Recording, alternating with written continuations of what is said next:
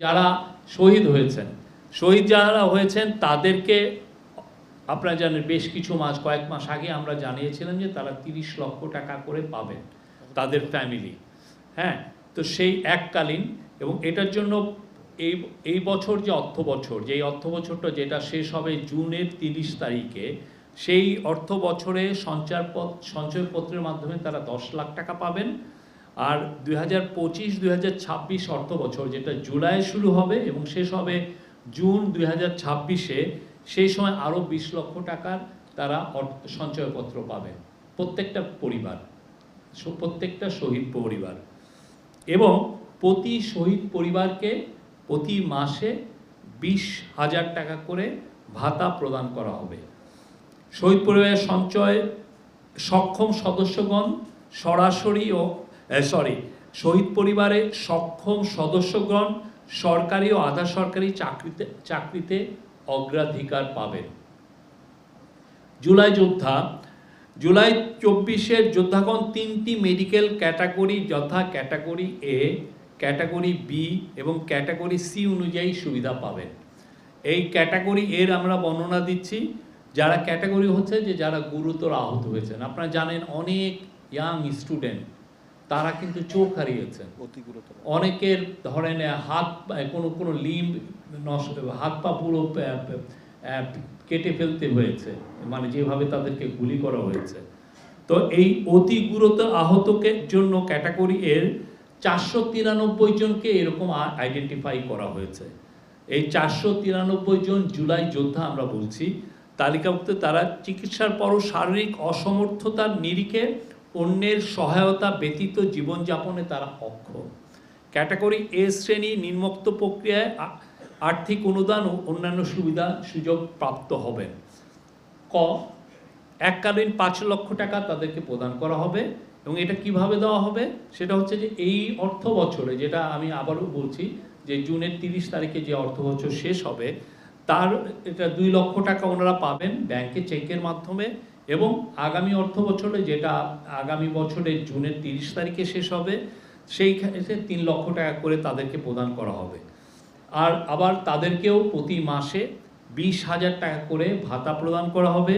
বিভিন্ন সরকারি হাসপাতালে তারা আজীবন চিকিৎসা সুবিধা প্রাপ্ত হবেন। তাছাড়া উপযুক্ত মেডিকেল বোর্ডের সুপারিশে দেশি বিদেশি হাসপাতালে চিকিৎসা সেবা পাবেন। আপনারা জানেন অনেককে আমরা প্রায় 40 জনের উপরে ছেলে মেয়েকে আমরা বিদেশে পাঠিয়েছি যারা খুবই গুরুতর অসুস্থ ছিলেন তাদের চিকিৎসার জন্য। আর কর্মসহায়ক প্রয়োজনীয় প্রশিক্ষণ ও পুনর্বাসন সুবিধা পাবেন। পরিচয়পত্র প্রাপ্ত হবেন এবং পরিচয়পত্র প্রদর্শন করে সরকার কর্তৃক বিভিন্ন সুবিধাদি পাবেন। আর ক্যাটাগরি বিকে আমরা বলছি যে যারা গুরুতর আহত হয়েছেন। এই ক্যাটাগরি বিতে আছেন 908 জন। এগেন এই যে ক্যাটাগরিটা করাটা হয়েছে মূলত হচ্ছে মেডিকেল বোর্ডের মাধ্যমে। মেডিকেল বোর্ডই জাজ করেছেন যে কারা ক্যাটাগরি এতে থাকবেন, ক্যাটাগরি বিতে কারা থাকবেন। এটা পুরোপুরি হচ্ছে মেডিকেল বোর্ড দ্বারা এটা এই ডিসিশনটা এসছে।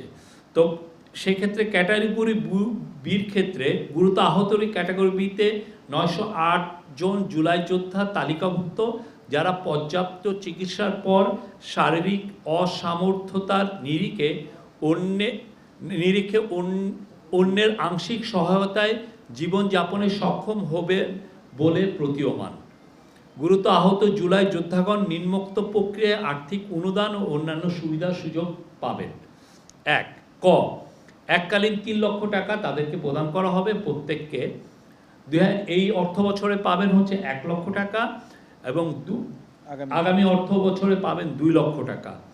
মাসিক 15,000 টাকা ভাতা প্রদান করা হবে। কর্মসহায়ক প্রয়োজনীয় প্রশিক্ষণ ও অগ্রাধিকার ভিত্তিতে সরকারি আধা সরকারি কর্মসংস্থান প্রাপ্ত হবেন। পরিচয়পত্র প্রাপ্ত হবেন এবং পরিচয়পত্র প্রদর্শন করে সরকার কর্তৃক বিভিন্ন সুবিধাদি পাবেন। আর এটা হচ্ছে ক্যাটাগরি বি। আর ক্যাটাগরি সি, ওনারা আহত হয়েছেন।